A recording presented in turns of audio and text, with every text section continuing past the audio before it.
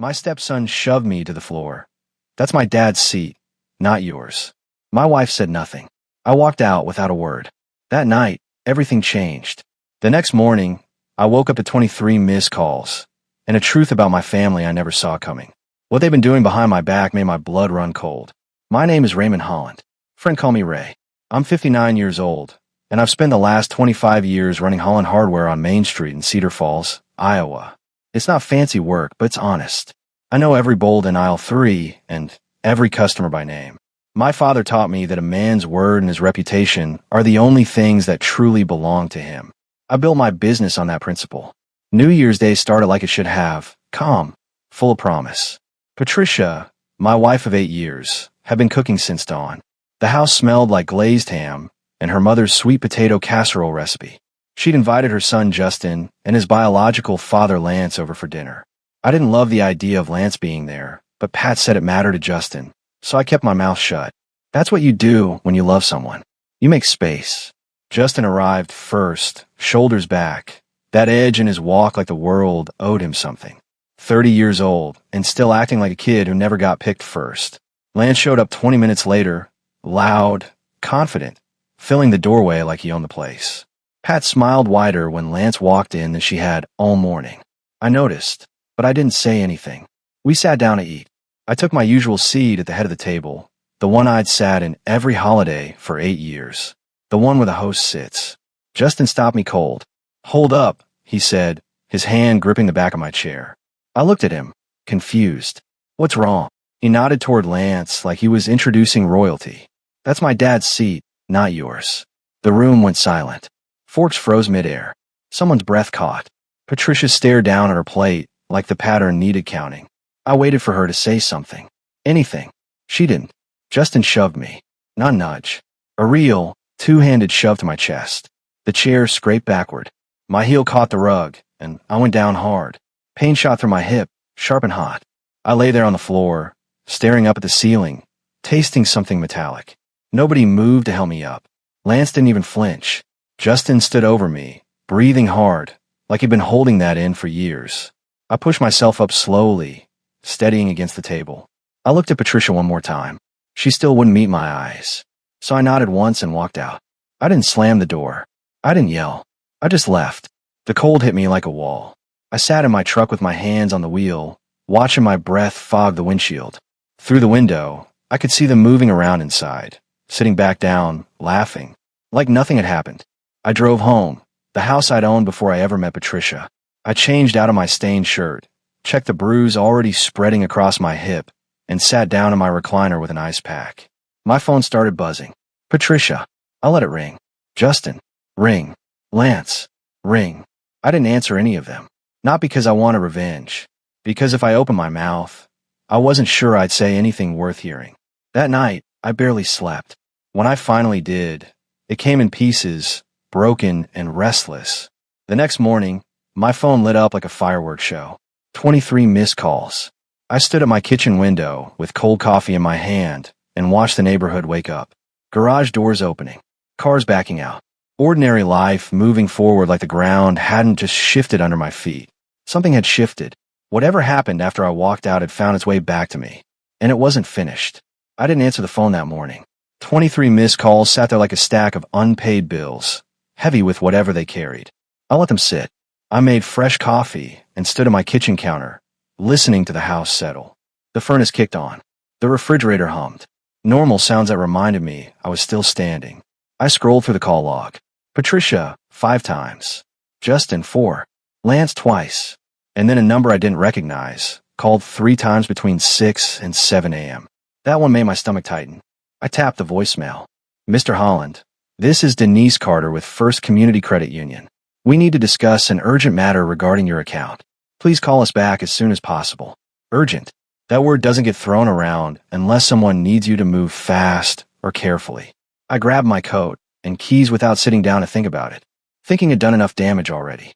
The credit union was 10 minutes away, parking lot half empty under a gray sky that looked like it was holding its breath. I sat in my truck for a moment, feeling the ache in my hip, then went inside. Denise met me in the lobby with a smile that was professional but didn't pretend this was routine.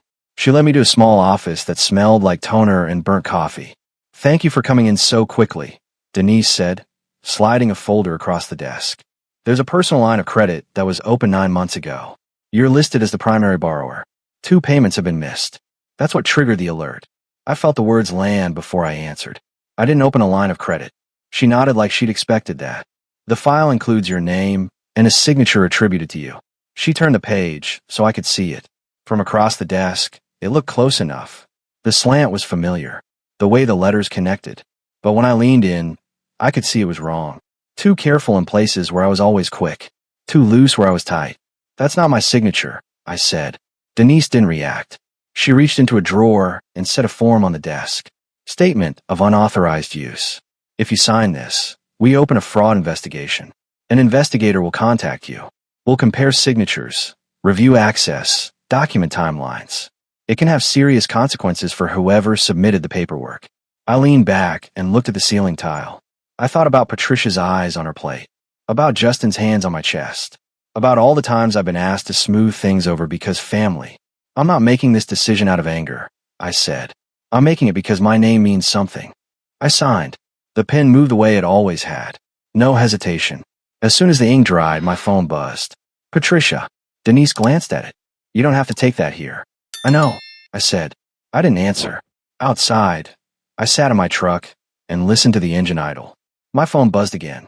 This time, Justin. Then a voicemail came through. I played it. "Ray, listen," Justin said, his voice tight. "There's some stupid banking thing. They froze my account. Just call them and tell them you signed it." "Okay. Just fix this." I closed my eyes. That was fast. Too fast. So that's what this was. The credit line wasn't for Patricia. It was for Justin. And she'd sign my name to guarantee it. I drove to the American Legion on the east side of town. The coffee there tasted like it always did, strong and bitter. The men didn't ask questions until they needed to. Walt Perkins sat in the corner with a newspaper folded into quarters. 74 years old, retired lawyer, the kind of man who read the fine print so the rest of US didn't get eaten alive.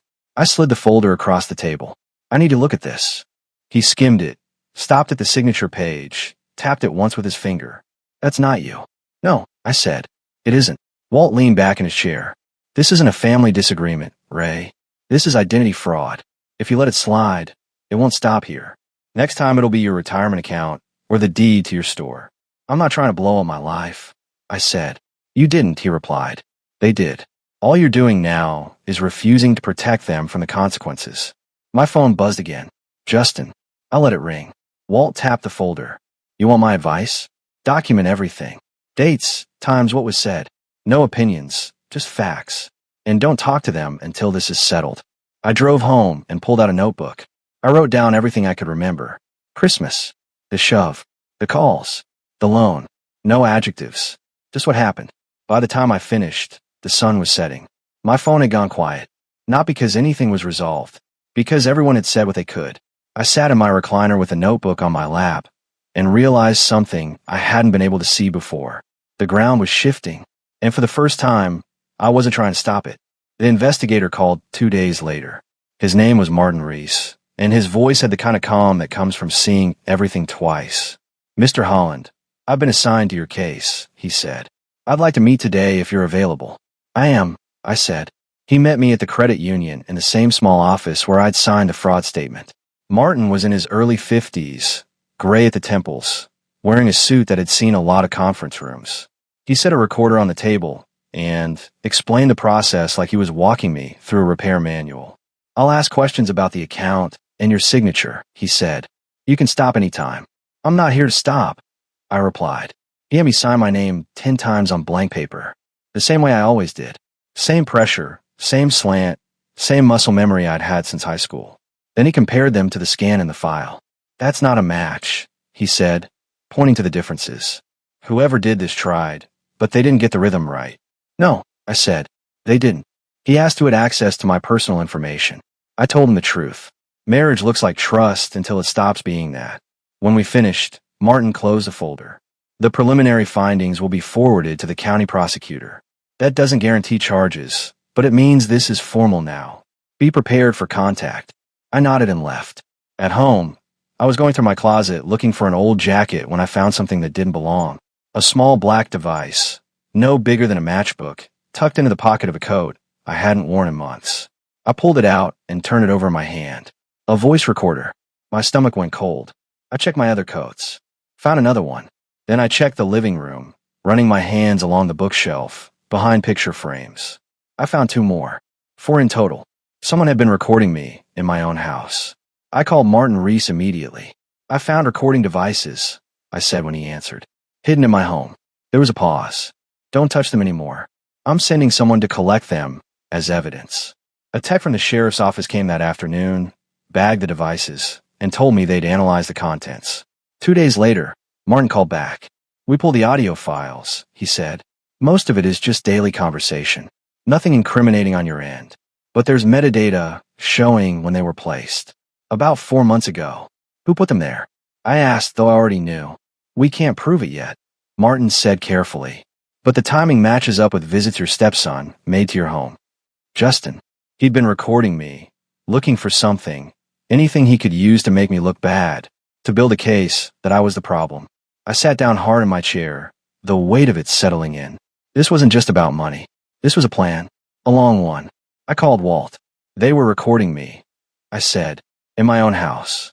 Walt was quiet for a moment. That changes things. That's invasion of privacy, possibly illegal wiretapping, depending on how it was done. What do I do? Let the investigators handle it, Walt said. But Ray, this isn't a prank.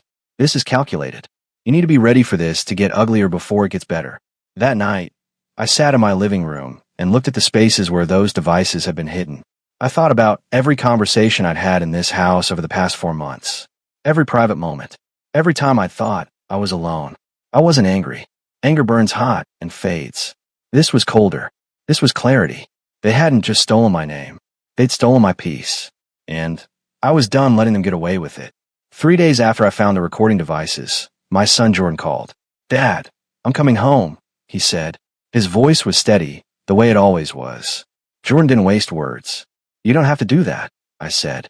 Yeah, I do. Jordan arrived the next evening. 32 years old, lean and solid from years of Taekwondo training. He ran a small martial arts school in Des Moines, teaching discipline to kids who needed it. He'd earned his 4th-degree black belt 2 years ago, and I'd never been prouder. He walked in, dropped his bag by the door, and pulled me into a hug that was careful around my bruised hip.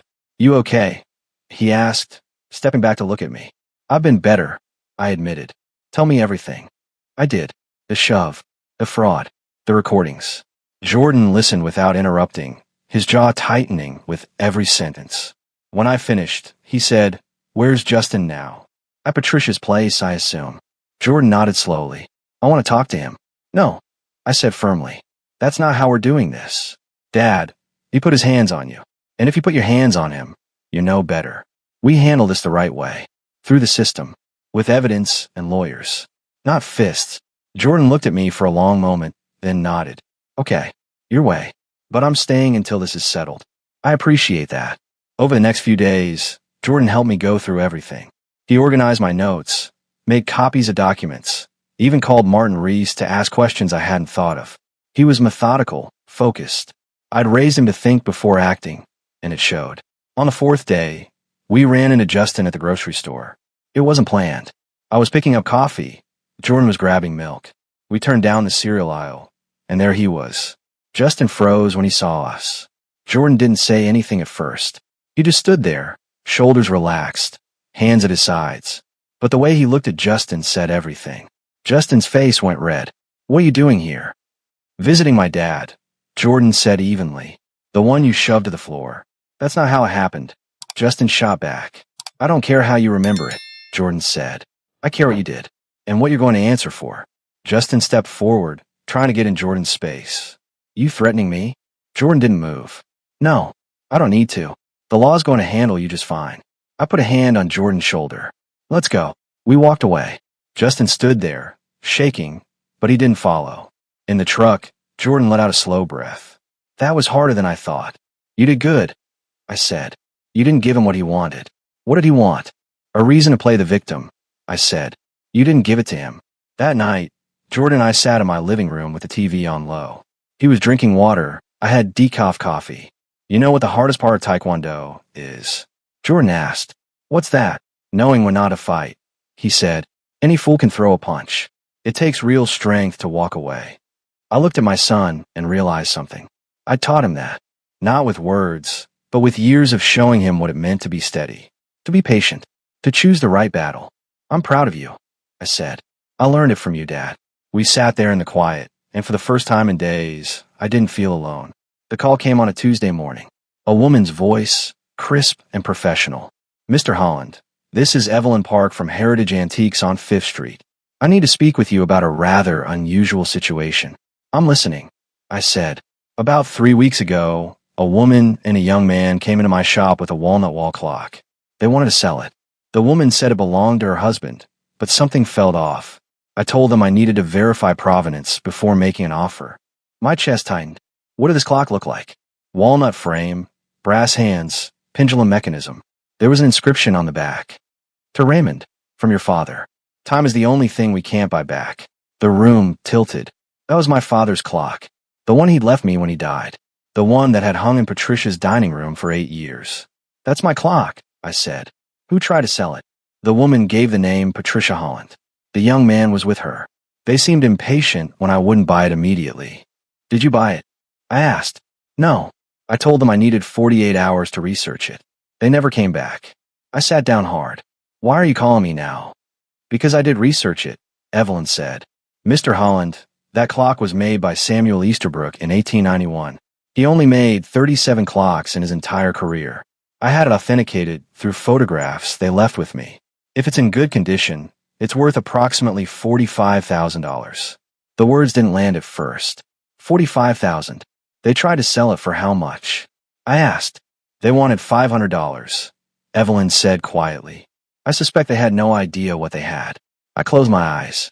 My father's clock. The only thing he'd left me that mattered. And Patricia and Justin had tried to sell it for pocket change. Where's the clock now? I asked. I assume it's still wherever they took it from. They haven't returned. Thank you for calling me, I said. I'll handle this. I hung up and immediately called Walt.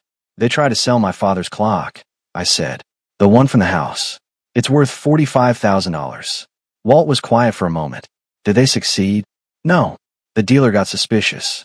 Ray, you need to get that clock back. Today. Before it disappears. I called Jordan. We're going to Patricia's house.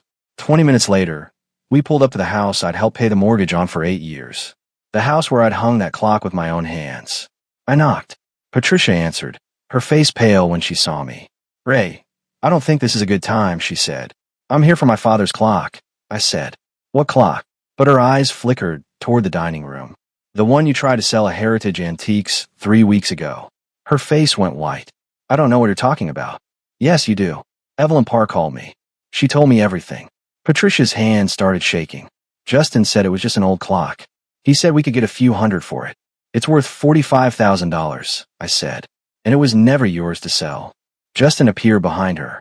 You can't just come in here demanding things. Jordan stepped forward. It's his property. You try to sell stolen property. It was in the house, Justin said. A house I don't live in anymore, I said. That clock belongs to me. I want it. Now. Patricia started crying. It's in the garage. We didn't sell it. I swear. I walked past her, Jordan behind me. In the garage, covered in a sheet, was my father's clock. I ran my hand over the walnut frame, checking for damage. It was dusty but intact. Jordan and I carried it to my truck. As we loaded it, Justin came out. You're really going to take everything, aren't you? He said. I looked at him. I'm taking what's mine. What you tried to steal. We didn't steal it. You tried to sell something that didn't belong to you, I said. That's theft. And if you'd succeeded, I'd have pressed charges. We drove back to my house. I hung the clock in my living room, right where I could see it every day. When I plugged it in, the ticking filled the room. Steady. Honest. Exactly like my father. That night, Martin Reese called. We've completed the investigation, he said. The prosecutor is moving forward. Your wife and stepson will be formally charged with fraud and identity theft. There's also the matter of the recording devices. That's illegal wiretapping. What happens now? I asked. Arraignment in 3 weeks. They'll be notified. I recommend you prepare yourself. This is going to get complicated. I hung up and looked at the clock. $45,000. But that wasn't why it mattered. It mattered because it was the last thing my father gave me. and I'd almost lost it to people who saw it as trash. Jordan sat across from me. You okay, Dad? Yeah, I said. I am. The arraignment was set for a Thursday morning. I wore a suit I'd bought for my father's funeral and hadn't worn since. Jordan came with me, quiet and steady. The courthouse smelled like floor wax and old paper. Patricia sat on a bench outside the courtroom, with Justin beside her. She looked smaller than I remembered. Justin stared at the floor. When they called our case, we filed into the courtroom. The judge was a woman in her 60s with steel gray hair and eyes that didn't miss anything. The prosecutor laid out the charges. Fraud, identity theft, illegal wiretapping. Justin's lawyer, a young guy in an ill-fitting suit, tried to spin it as a misunderstanding. Your Honor, this is a family matter that's been blown out of proportion, he said. The judge raised her hand. I'll decide what's proportionate after I hear the evidence. The prosecutor called Evelyn Park as a witness. She testified about the clock, the attempted sale, the lack of ownership proof. Then Martin Rees took the stand, walking through the signature analysis and the recording devices. When it was my turn, I kept it simple. I told the truth. No embellishment. Justin's lawyer stood up for cross-examination. Mr. Holland, isn't it true that you and your wife had financial disagreements? We had disagreements, I said, but I never gave her permission to use my name for credit. And these recording devices, couldn't they have been placed by someone else? The metadata shows they were placed during times my stepson visited my home. I didn't have other visitors. The lawyer sat down. Then the prosecutor stood. Your Honor, there's one more matter to address. He slid a document across to the judge, then handed a copy to Justin's lawyer. I couldn't see what it was, but Justin's face went pale. What is this? The judge asked. A background check on Lance Hartman, the biological father of Justin Holland, the prosecutor said. Lance. I'd almost forgotten about him. Mr. Hartman served 8 years in federal prison for wire fraud and identity theft, the prosecutor continued. Released in 2015, he has a documented history of teaching these same techniques to associates. The courtroom went silent. The judge looked at Justin. Your biological father is a convicted fraudster. Justin's lawyer stood. Your Honor, my client is not responsible for his father's criminal history. No, the judge said, but it establishes a pattern. It suggests where he learned these skills. She turned to Patricia. Mrs. Holland, did you know about Mr. Hartman's criminal record? Patricia's voice was barely a whisper. Yes. And you allowed him around your son? Around your husband's home? I thought he'd change, Patricia said. The judge shook her head. This isn't a family misunderstanding. This is a coordinated fraud. Bail is set at $50,000 each. Trial date in 60 days. The gavel came down. Outside, Jordan and I stood in the parking lot. Patricia and Justin were led to a bail bondsman's office across the street. Did you know about Lance's record? Jordan asked. No, I said, but it makes sense now. All of it. We drove to the American Legion. Walt was waiting with coffee. How'd it go? He asked. The prosecutor found out Justin's father is a convicted fraudster, I said. Walt nodded slowly. That changes the narrative. This isn't a desperate wife helping her son. This is a pattern of behavior taught by a career criminal. Patricia knew, I said. She knew what Lance was, and she brought it back into their lives anyway. And into yours, Walt said. I sat there with my coffee, thinking about all the dinners, all the holidays, all the times I'd welcomed Lance into my home because Patricia asked me to. I'd been harboring a criminal without knowing it. What happens now? I asked. You prepare for trial, Walt said. And you accept that the woman you married isn't who you thought she was. That night, I sat beneath my father's clock and listened to it tick. Steady and true, just like he'd always been. Jordan sat across from me. You did the right thing, Dad. Doesn't feel right, I said. It never does when you're the one who has to draw the line. But someone had to. I looked at my son and realized he was right. Someone had to say no. Someone had to stop protecting them from consequences. That someone was me. 2 weeks after the arraignment, Jordan showed me his phone at breakfast. Dad, you need to see this. It was Justin's Facebook page. Public posts, dozens of them, all from the past week. My stepdad abused me for years. Nobody believed me. Now he's trying to destroy my life because I finally stood up to him. Another post. Ray Holland is a violent man who terrorized our family. Ask anyone who knows him. He put his hands on me multiple times. Another. I'm speaking my truth. Ray Holland is a predator who hides behind his business reputation. I felt my blood pressure spike. Every word was a lie. I'd never laid a hand on Justin, never raised my voice to him beyond normal disagreements. This was fabrication, pure and simple. There's more, Jordan said, scrolling. He posted photos, old family photos from holidays and birthdays, but Justin had captioned them with lies. This was taken 1 week after he shoved me into a wall, forced to smile for the camera while living in fear. Comments piled up underneath. People I didn't know, calling me a monster, demanding I be arrested, saying I should lose my business. How many people have seen this? I asked. Jordan checked. The main post has been shared 240 times. 240. In Cedar Falls, that was half the town. I'm calling Walt, I said. An hour later, we sat in Walt's living room. He read through the posts with his reading glasses perched on his nose, his expression growing darker with each swipe. This is defamation, he said. Libel, specifically. False statements published to damage your reputation. Can we do anything about it? I asked. Yes, we can sue him for defamation. But Ray, you need to understand what that means. It's going to be public. It's going to be expensive. And it's going to get ugly. Jordan spoke up. He's already made it public. He's already made it ugly. Walt looked at him, then at me. The boy's right. Staying silent now, just let the lies spread. You need to fight back. Then let's fight, I said. Walt drafted a cease and desist letter that afternoon. By evening, it was delivered to Justin and his lawyer. The letter demanded Justin remove all posts, issue a public retraction, and refrain from making any further false statements. Justin's response came 2 days later. He deleted the posts, but posted one final message. My lawyer says I can't talk about this anymore. But the truth will come out. That wasn't a retraction. That was doubling down. Walt filed a civil lawsuit for defamation the next morning. $100,000 in damages. Loss of business reputation. Emotional distress. The works. 3 days later, I lost my first customer. Greg Paulson had been buying supplies from Holland Hardware for 15 years.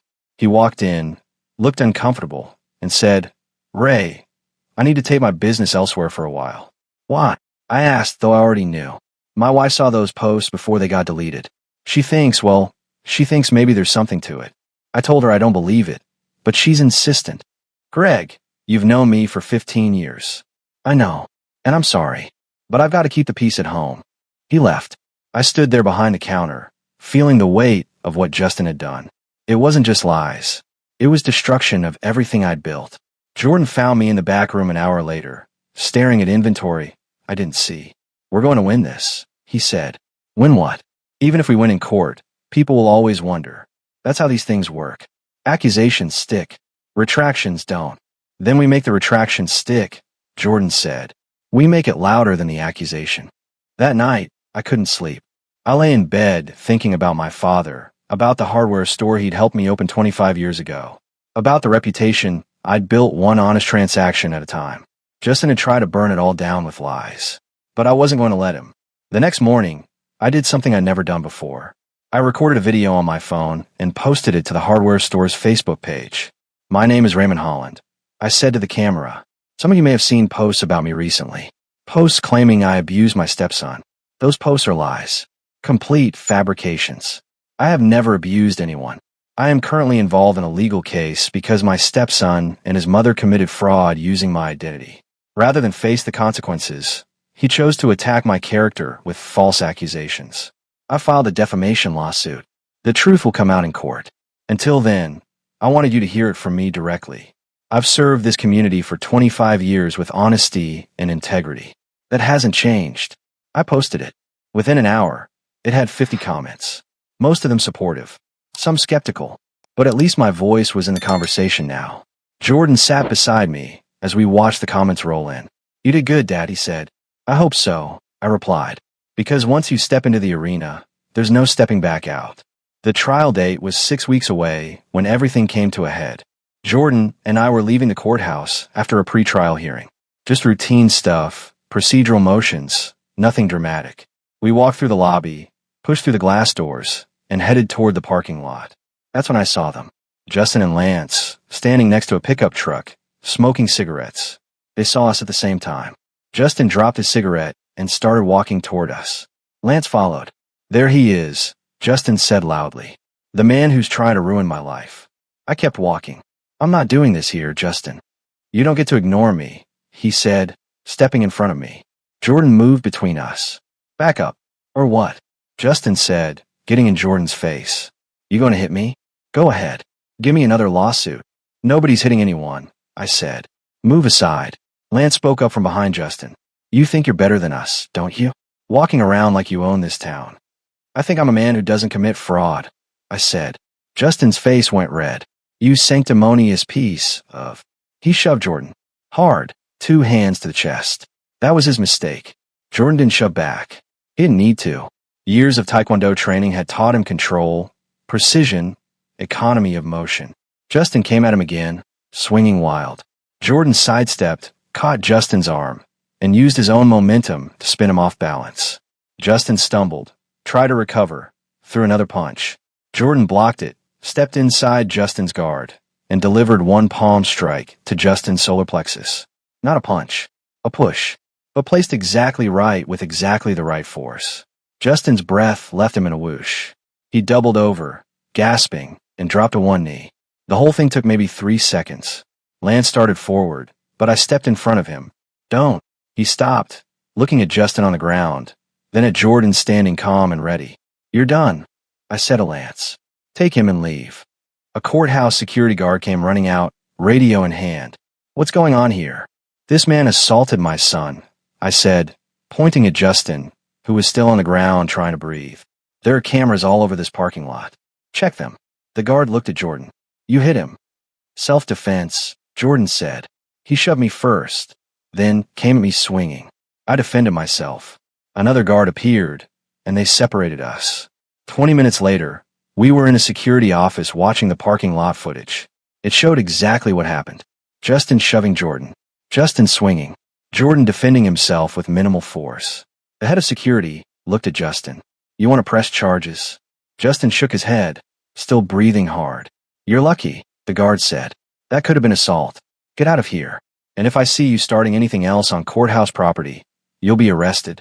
Outside, Jordan and I got in my truck. My hands were shaking on the steering wheel. You okay? Jordan asked. You could have been arrested, I said. But I wasn't. Because I kept control. Because you taught me to. I taught you not to fight. You taught me to defend myself without becoming the aggressor, Jordan said. That's exactly what I did. We drove to the American Legion.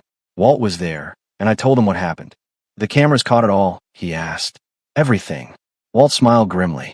Good. Because Justin's lawyer is going to try to use this. But video evidence of Justin throwing the first punch? That's gold. That night, the local news ran a story. Altercation at courthouse. They had the footage.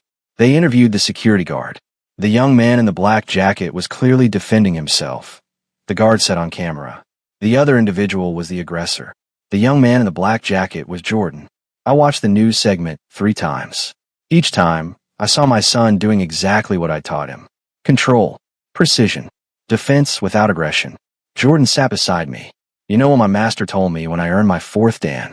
What? He said the highest level of martial arts is winning without fighting. But the second highest is winning while making it look like you didn't fight at all. I looked at him. You made it look easy. That's the point, he said. If it looks hard, you're doing it wrong. My phone buzzed. A text from Walt. News footage is perfect. Justin's credibility just took another hit. I showed it to Jordan. Good, he said. Let them see who we really are. That night, I slept better than I had in weeks. Not because the fight was over, but because I knew my son had my back. And more importantly, he had his own. I was closing up the hardware store on a Thursday evening when I saw her through the front window. Andrea, my first wife, Jordan's mother.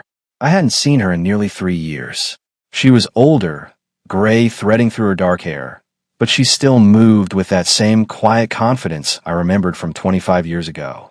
I unlocked the door and let her in. Ray, she said. Her voice hadn't changed. I hope this isn't weird. It's unexpected, I said, but not weird. What brings you to Cedar Falls? Jordan called me, she said. He told me what's been happening. The fraud, the accusations, all of it.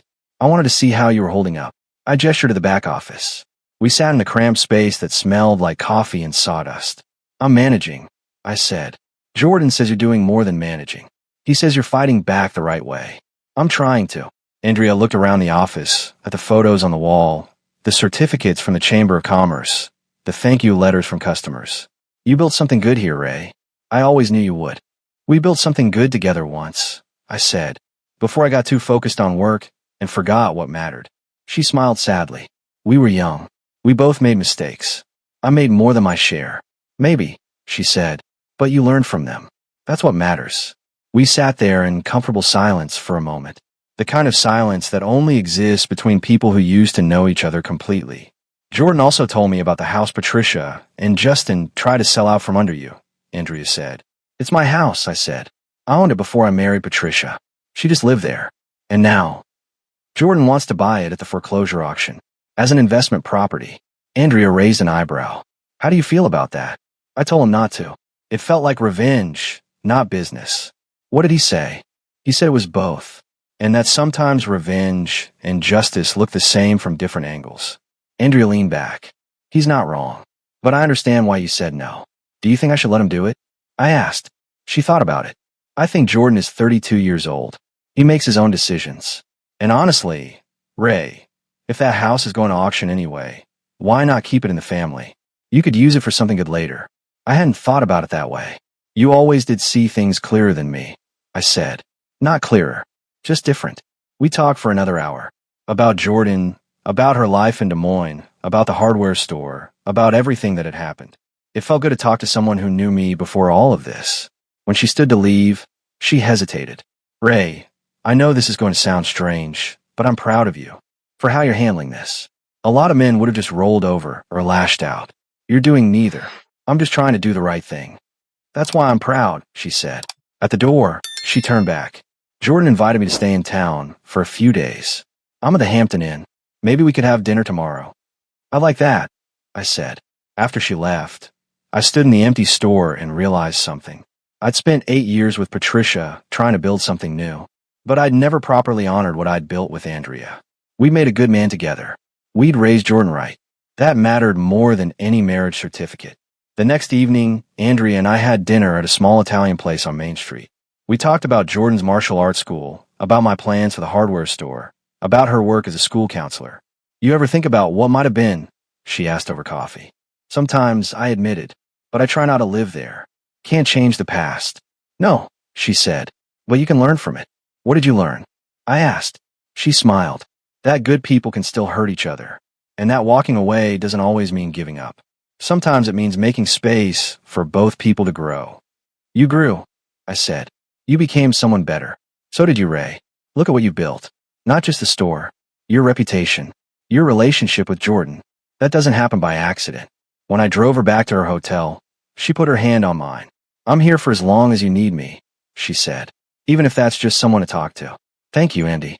She smiled at the old nickname. You haven't called me that in years. I know. That night, lying in bed, I thought about second chances.